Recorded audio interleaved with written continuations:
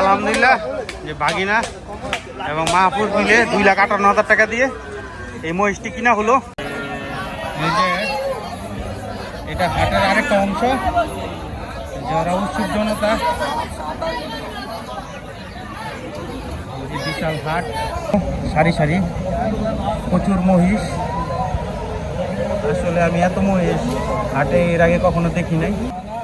দেখেন কি সুন্দর ইনোসেন্ট মহিষের চেহারা। এখানে দুটা গোলাপি মহিষ। আসসালামু আলাইকুম। আজকে আসলাম একটা আনকমন, জীবনের প্রথম গ্রাম্য গরুর হাট দেখতে। এই যে এখানে মানে এই রাস্তাটা হলো যে বিষ্ণন্দী বা গুলিস্তান থেকে 2,500-এর গাড়িতে এসে এখানে নামতে হবে।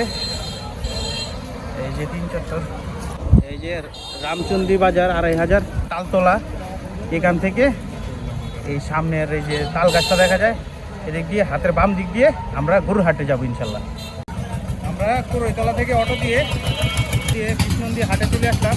এটা অটো স্ট্যান্ড, সামনে গরুর হাট। মোটামুটি অনেক গরু বেচা কিনা হয় এখানে। ওই যে অলরেডি একটা নিয়ে যাচ্ছে ওইদিকে। এখন আমরা মেন হাটে প্রবেশ করব। এই যে আমরা বিষ্ণন্দী হাটে এখন প্রবেশ করব। এটা আমাদের বাগিনার গাড়ি। এই যে এখানে হাট, এখানে খুব ঐতিহ্যবাহী একটা হাট। এখানে প্রবেশ করবো যে আমার বন্ধু মাহফুজ, ওর ইনভাইটে আসা, ওরা আজকে মহিষ কিনবে। এখন ওই সামনে মহিষের বাজারে যাচ্ছে। এই যে এখানে কতগুলা সারি সারি মহিষ বাঁধা আছে। এই যে মহিষটা দেখেন কি সুন্দর ইনোসেন্ট মহিষের চেহারা। অনেকেই হয়তো পছন্দ করে না, কিন্তু মহিষ কিন্তু খুবই ভালো, কারণ এই মহিষের মাংসের চর্বি কম হয়। বর্তমানে মহিষ অনেক জনপ্রিয় হচ্ছে কোরবানির পশু হিসাবে। এখানে মোটামুটি সব পালের মহিষ, সম্ভবত দেশীয় মহিষ। এই যে এই অংশে বিশাল বড় বড় দেশি সার। দাম কেমন? যে গরুটা 1,75,000 দেশি সার, লাল।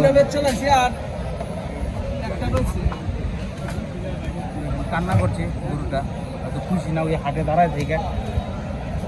কিন্তু মানুষের প্রয়োজনে তো ওকে বিক্রি করতেই হবে।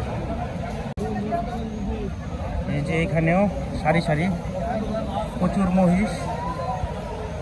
আসলে আমি এত মহিষ হাটে এর আগে কখনো দেখি নাই। যে সামনে দেখেন কত বড় সারি মহিষের।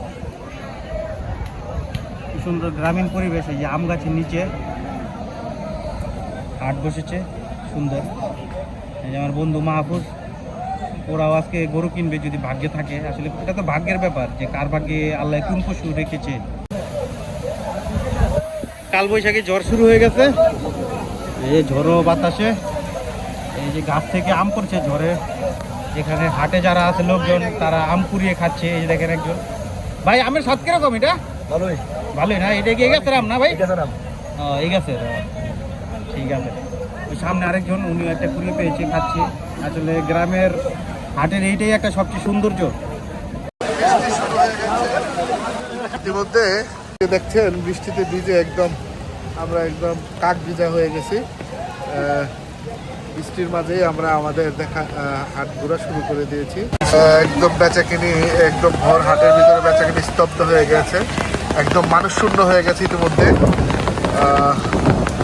গরুগুলো স্তরে স্তরে সাজানো আছে। হাটে আসার পর বৃষ্টি বিড়ম্বনা, যে এখানে দুটা গোলাপি মহিষ, দুইটাই উঠেছে।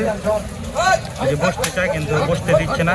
যে আমাদের বনজামাই, কুতুব ভাই, যে উনি আজকে কিনার নিয়ে এসেছে। আজকে মহিষ কিনে বাসায় যাবে, কিন্তু মহিষের সংখ্যা কম।